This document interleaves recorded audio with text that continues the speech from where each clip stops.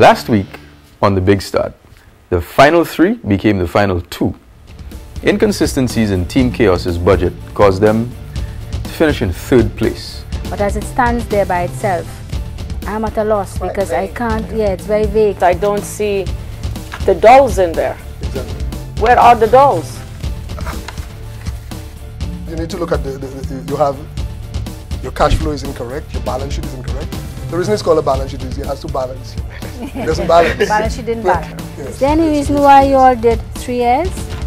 You were required to do it for 4 years. That's 4 years. So you have not followed the instructions as far as that is concerned. Chaos, your numbers were just very, very, very wrong. And it is very sad, but I have to tell you, this is not your big start. Now, it was a tough decision for our judges, but in the end, they selected Team Climbers and Team Quota as the Big Start's top 2 finalists. APTTO, you guys, in my opinion, did the best. Your figures were a bit inflated. I think you need to go back and look at them and be a little bit more realistic. But overall, I think you tried the hardest with your numbers and you tried to make things work for you. Not only because of their readiness for the next crucial stage, but also because of the consistent performance throughout the entire competition. Quota, your numbers were all over the place. But ultimately, you guys, I think, have the heart and have the passion. But you tried, and it was tough. You're very young, and I think this next time you'll be able in real life to get some better advice when you got on this assignment. I understand you are here to present a proposal to the bank for financing of a project which you have. Tonight, our 2 finalists put their hopes, dreams, and detailed business plans on the table of a real financier. Yes, since we can do that, the business will be successful. So what exactly are you looking for from the bank? Stay tuned to see who you'll pick as the winner of this last milestone. This is The Big Start.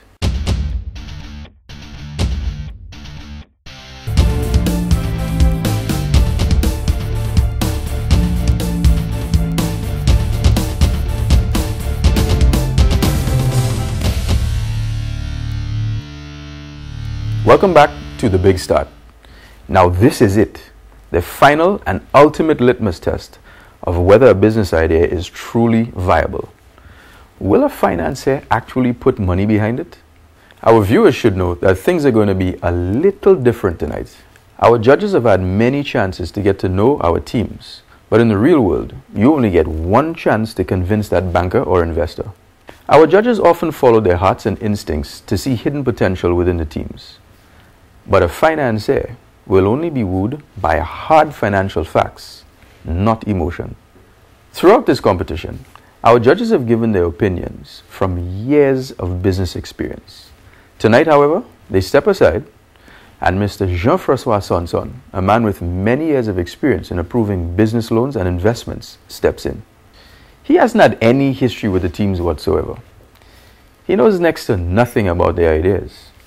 He's not even interested in what it means to them or how much they've grown throughout this competition. He's not emotionally invested at all.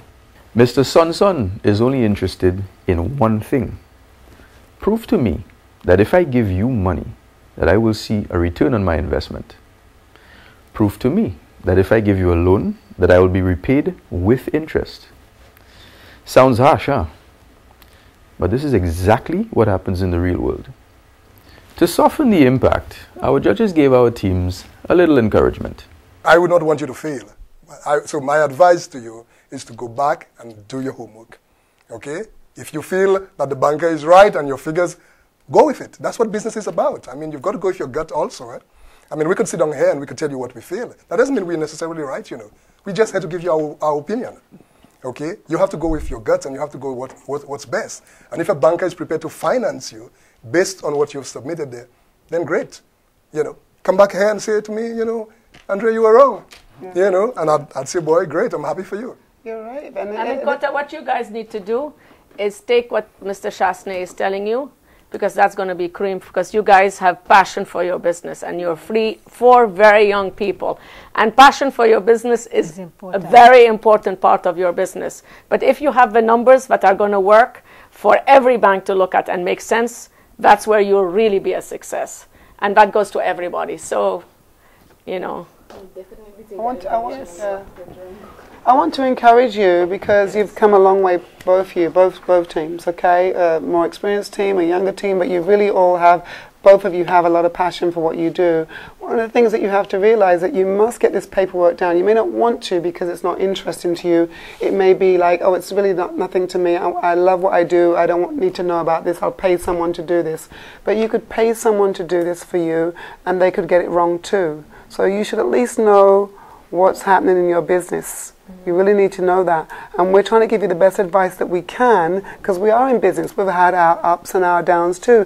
And you are still going to have them. Even with all this information that you get from us or from the bank or from friends, there are going to be some challenging times ahead for you. But you need to go and look back at your business plan and see where are you going and where did you expect to go based on your projections of what you put down in the first place. Coming up next, Team Climbers is in Mr. Sonson's hot seat. What are the cash flows that you are expecting from this project? Well, Don't miss it. This week, our teams had to go before a real financier to present their business plans.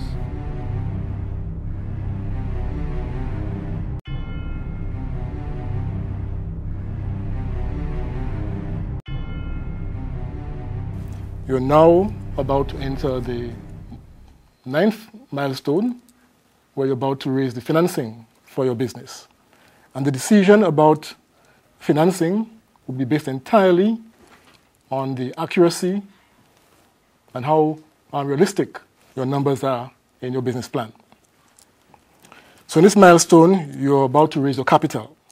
And as you know, there are two forms of capital that you probably want to consider for your business. One is equity capital or equity financing. The other is debt financing.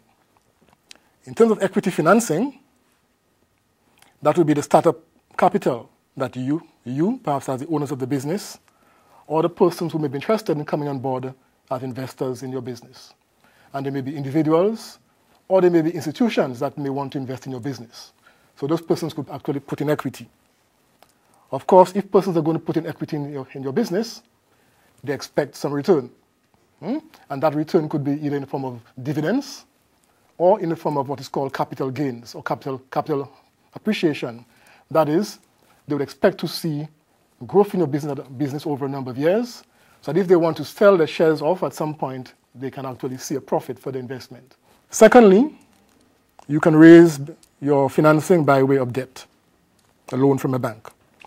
And there are two types of debt that you can raise for your business. It could be a short-term working capital debt, as it is called, to finance your working capital, or it could be a long-term debt to finance your capital, your purchase of building, equipment, and so on. Usually, a working capital loan would be for less than 1 year, and a long-term debt would be for more than 1 year, 1 to 5, 10, 15 years. So be clear, when you go into the bank for financing, you know whether you're looking for a short-term loan, a working capital loan to meet your cash deficits or deficiencies in the short term, or whether you're looking for a long-term loan to meet your capital expenditure over a period of time.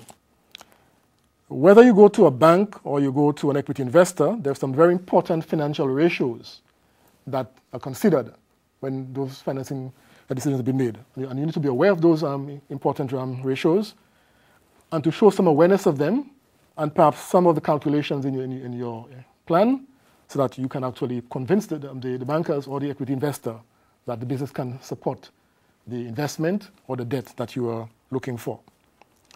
So one of the first set of ratios that you should note is what is called capital structure or leverage ratios. And here you're looking at issues like your long-term debt to total assets. And basically, you're dividing your total long-term debt by your total long-term debt and equity to determine that ratio.